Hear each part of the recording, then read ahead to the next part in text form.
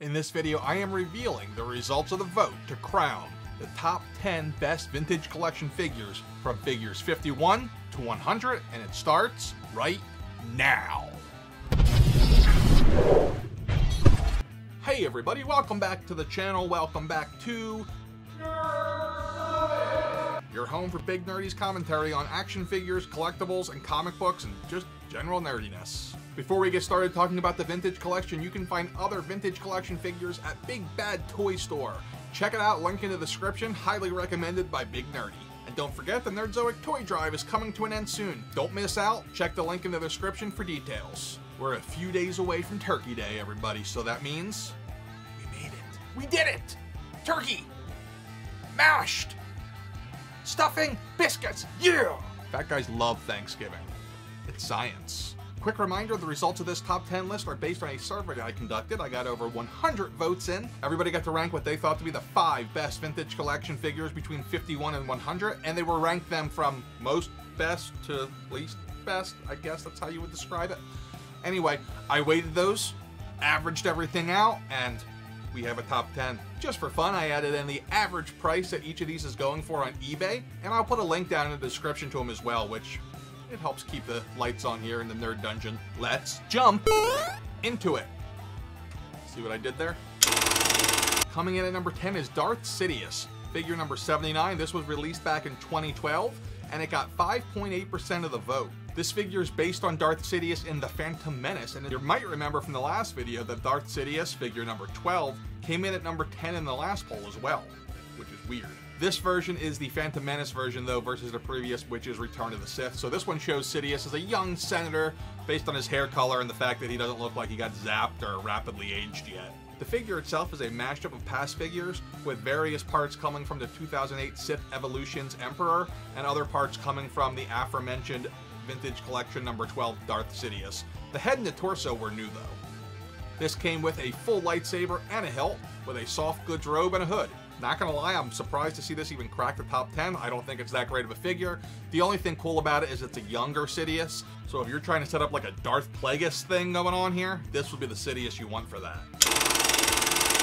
Coming in at number 9 is 𝐅𝐿A SECURA, Vintage Collection figure number 58, and this one garnered 6.4% of the vote. Released in 2012 on a Return of the Sith card back, this one's going for about $69.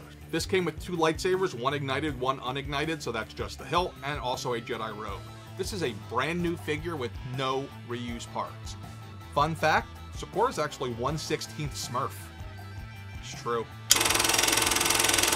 Coming in at number 8 is Darth Vader, figure number 93, with 6.7% of the vote.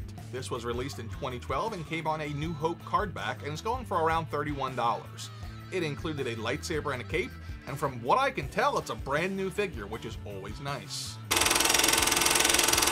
Coming in at number 7 is Slave Leia, figure number 64 from the Vintage Collection, and it got 7.4% of the vote. This was released in 2011 on a Return of the Jedi card back, obviously, and is one of the more valuable figures from the Vintage Collection, going for about $107. It came with a force pike, a belt, a slave collar and chain, soft goods skirt, and a cup that may or may not be the Fountain of Youth. This is a straight up repack of the 2009 Princess Leia from the Legacy Collection, except it's kind of worse because we don't have the sitting legs that you can alternate on there. By the way, I did call her Slave Leia because that's what it says on the packaging. Now I think it's like Hut Slayer Leia or Hostage Leia. I don't know the correct nomenclature, so. Coming in at number 6 is Darth Maul, figure number 86, and this got 8.4% of the vote. Released in 2012 on a Phantom Menace card back, this one is not hard to come by. It's going for about $28 and was actually just re-released this year. And I've seen it multiple times in stores in the last couple weeks alone. It comes with a lightsaber, 2 lightsaber halves, which can be used as a single or a double-bladed lightsaber, a scanner, a hood, and a soft goods robe. At last we shall reveal ourselves to the Jedi. At last we shall have our revenge. Coming in at number 5 is the 501st version of the Clone Trooper. This is figure number 60, and it got 9.6% of the vote. Released in 2012 with a Return of the Sith card back, this is not a cheap one either, going for about $95. It came with a blaster, a helmet, and a rifle. This is mostly a repaint of figure number 45 from the Vintage Collection, with the big difference being that the helmet is from the Clone the Stormtrooper Evolutions multi-pack. Coming in at number 4 is the Boba Fett prototype, figure number 61. This got 9.8% of the vote. Released in 2011 on an Empire Strikes Back card, this one's going for about $71. Oddly enough, it says Empire Strikes Back, but it's really just a prototype, so, I mean, it was a prototype for Empire Strikes Back, so I guess that's right. This was a mail-away exclusive. In order to get him, you had to send in 5 UPCs and $7 shipping and handling, and then, other than that, he was free. He came with 2 pistols and a jetpack. From what I can tell, this is a repaint of the 2007 30th anniversary animated debut Boba Fett, with weapons, I think, from the Macquarie concept Boba Fett. Correct me if I'm wrong in the comments. Coming in at number 3 is Darth Malgus, figure number 96. This one got 11.3% of the vote. Released in 2012 on an expanded universe cardback, this one's going for about $48. This one came with 2 lightsabers, one ignited, one not ignited. The cool thing is that the hilt one has a peg on it, so you can attach it easily to the waist. It also came with a cape and removable shoulder armor. This is a brand new figure with no reused parts and comes from the Old Republic video game. Malgus has a pasty white head with some scarring and cybernetics, and frankly reminds me of a Dark Lord of the Sith that we know of. You know what I'm thinking.